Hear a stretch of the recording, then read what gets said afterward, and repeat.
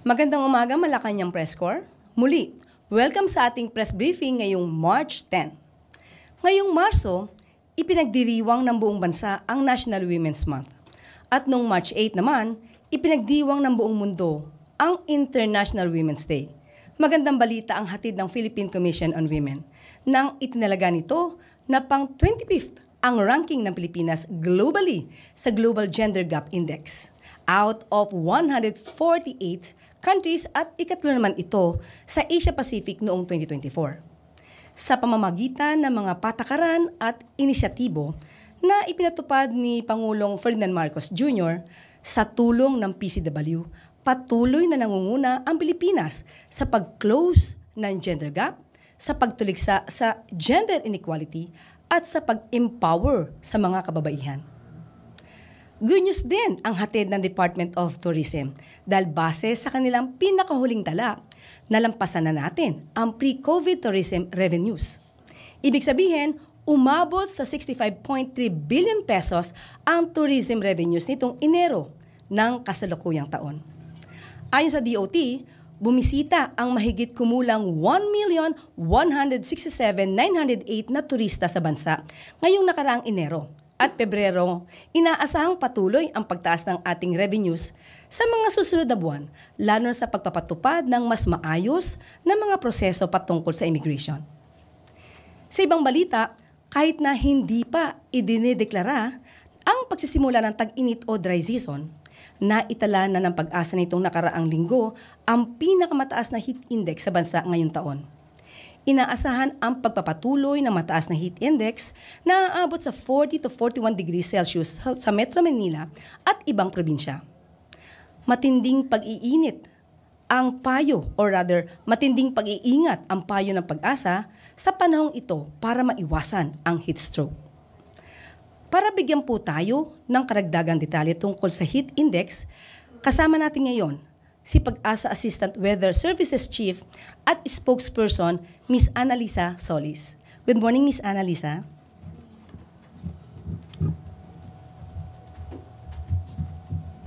Good morning po sa ating lahat at magandang umaga po sa lahat ng nanonood nakikinig.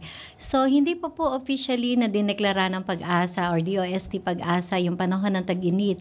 Bagamat ngayon ay nakakaranas tayo ng medyo mga maiinit na temperatura or alinsangan, pero nandyan pa rin po yung epekto ng shear line at northeast monsoon at easterlies. So, kung sakali po na unti-unti na po na mawala itong northeast monsoon natin or amihan, dun po tayo makakapag-monitor kung magkakaroon na po tayo ng imminent termination ng northeast monsoon at papunta na po tayo or patungo na tayo dun sa warm and dry season months natin.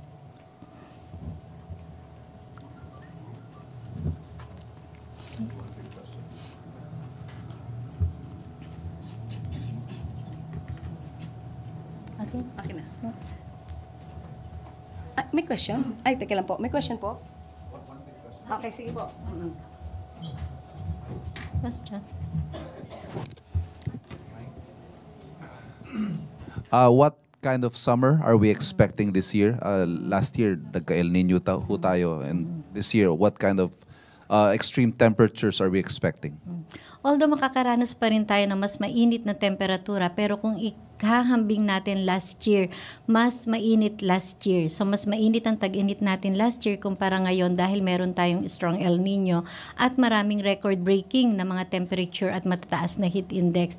Despite nan, possible din na magkakaroon tayo ng mga matataas na heat index, mga pwedeng pumalo ng 48, 50, and yung ating temperature na maximum daytime ay pinipredict natin ay posibleng mas mataas pagdating po ng katapusan ng April or yung first week ng May. So doon tayo nakakaranas na medyo mas maiinit ang temperature natin, mga around 39.6 or 39.8. So hopefully sa ngayon hindi pa naman tayo na nakakapag-predict ng possible na pumalo ng 40 yung ating maximum daytime temperature. But yung 52 last year na mataas na heat index, may posibilidad pero in an instant lang, hindi po widespread na mga lugar. Good morning po, ma'am. Ma'am, may mga gagawin po ba tayo or i-improve na weather monitoring infrastructures for 2025? And how will this enhance accuracy and disaster preparedness? Thank you po. So ngayon sa patuloy po, yung Pag-asa Modernization Program, so patuloy pa rin po yung pagkuha natin ng mga infrastructure at yung mga latest natin na technology. At isa na dito sa may heat index natin kasi nakikita natin medyo subjective kasi din yung ating heat index kasi ito yung ano yung damang init na nararamdaman. So, ibig sabihin, maraming assumption ang pinagbabasihan natin dito. So, dahil dyan, so meron po tayong locally funded project po na kung saan mapa-improve natin itong heat index forecast natin. So, magkukuha tayo ng instrument yung tinatawag na wet bulb temperature meter. So, ito yung parang magsasabi siya kung ano yung posibleng maramdaman ng isang human discomfort kapag ganito yung mainit na temperatura or yung mataas yung relative humidity. So, mag-a-acquire po ng instrument ang Pag-asa this year. Before we proceed with the questions related to Pag-asa, I believe Ma'am Annalisa has a presentation po. So, Yeah. Okay. So, ito po yung latest public weather forecast natin. So, sabi nga po natin, medyo hindi pa magganong kainit. So, marami pa rin pong nakakaapekto ng mga rain-bearing weather systems tulad ng shear line, easterlies, at yung northeast monsoon. Bagamat yung northeast monsoon natin na andito lang sa may extreme northern Luzon, so nakakaapekto pa rin po at posible pa rin pong makaranas tayo ng surge ng northeast monsoon at least next week. And itong shear line po this week ay possible naman po na mawawala na. So, nakakaranas pa rin po na maraming mga pag-uulan dulot ng shear line, easterlies, at northeast monsoon, yung mga ibang bahagi ng ating bansa. Next po. So, ito po yung ating forecast heat index. Ito po ay pinapalabas ng Pag-asa every 5 p.m. daily. So, yung first 2 days po ng forecast natin at yung pong recorded or yung computed heat index during the past 5 days.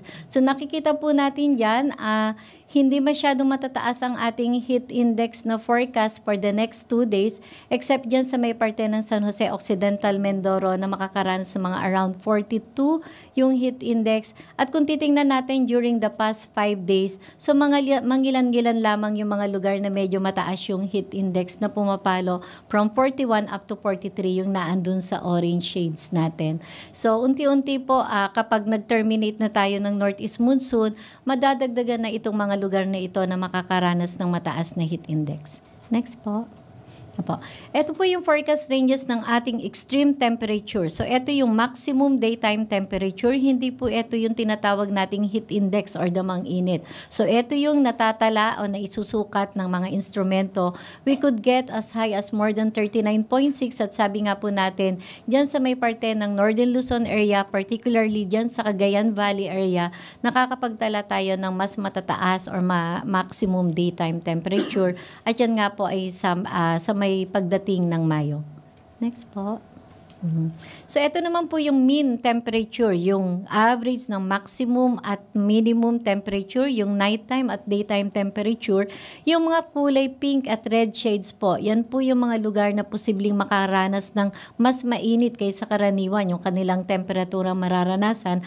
At kung titingnan natin sa tatlong mapa from March, April, May, yung Mayo, yung maraming pink at kulay pula. Ibig sabihin, nandyan po yung kasagsagan ng mas maiinit ang ating temperature at posible din po, nandyan din po yung kasagsagan ng mataas na alinsangan or heat index. Next po. Bagyo, so inaasahan po natin 6 to 13 na bagyo mula March hanggang August. At kung titingnan po natin kung buong taon, mga around 16 to 19 po, yung pinipredict nating bilang ng bagyo ngayong taon, which is below average po kung titingnan natin. Next po. So, I think yun lang po. At ito po yung ibig sabihin ng heat index natin, kung gaano ba kainit na panahon, yung feels like natin or apparent temperature. So, tandaan lang po natin na yung heat index ay human discomfort level. Hindi po siya maaaring i-apply sa hayop, sa halaman, sa ibon, or sa anong building or bagay po. Dahil iba-iba po yung sensitivity ng iba't ibang bagay, kaya yung heat index ay base lang po or applicable sa human discomfort level. So kung ibon po kasi halimbawa mga halaman, mas sensitive sila sa humidity. So may mga ibon na mas sensitive naman sila dun sa solar radiation or yung talagang ambient temperature. At kapag building naman po, nakasalalay din naman hindi lang yung temperature kundi yung hangin.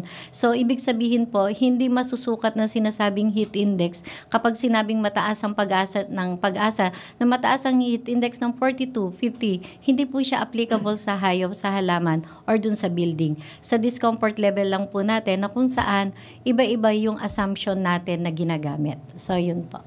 Yun lang at thank you po. Follow-up question from Clay Pardilla, PTV. Ma'am, follow-up ko lang po yung question ni Kuya Ivan. Tama po ba na hindi dahil hindi less na mainit ngayon, hindi pa rin mapanganib?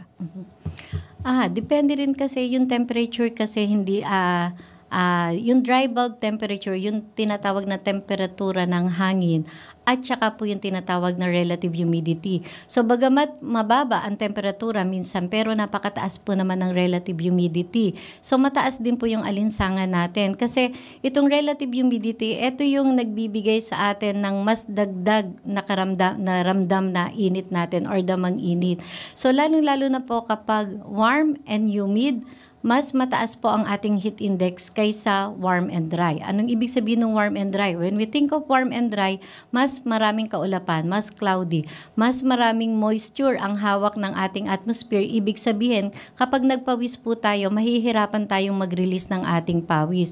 Whereas kapag warm and dry, so yung clear sky po, so kokonti lang yung moisture na hawak ng ating atmosphere, mas mabilis po tayong mag-release ng ating pawis. So therefore, mas bumababa yung alinsangan natin. So, pero depende rin po sa time of the day kung kailan nagkakaroon ng mas maraming kaulapan at nagkakaroon ng clear sky. So, kung maghapon, clear sky, and then sa hapon naman ay makapal na yung ulap, and then pagdating sa gabi, nandyan na po yung alinsangan natin. So, hindi na makakalabas yung tinatawag na singaw ng ating kalupaan. Ayun. Sam Mandanilla, Business Mirror.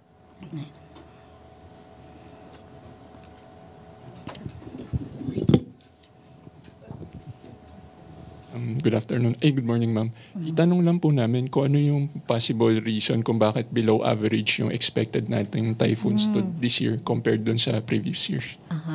Opo. Ang tinitingnan po natin dito is yung based on climatological normal o average. Dahil sa ngayon po ay merong La Nina alert pero nagpapunta po tayo or patungo tayo sa ENSO neutral condition. So usually po kapag ENSO neutral condition, ang average po na bilang na bagyo natin is around 19 to 20. So kung i-consider din naman po natin yung trend nung bilang ng mga bagyo during the past 65 years based dun sa historical data natin, decreasing po yung trend. Kaya that is why 16 to 19 po yung ating forecast na bagyo based dun sa historical trend at based dun din po dun sa average na bilang ng bagyo kapag walang El Nino or walang La Nina.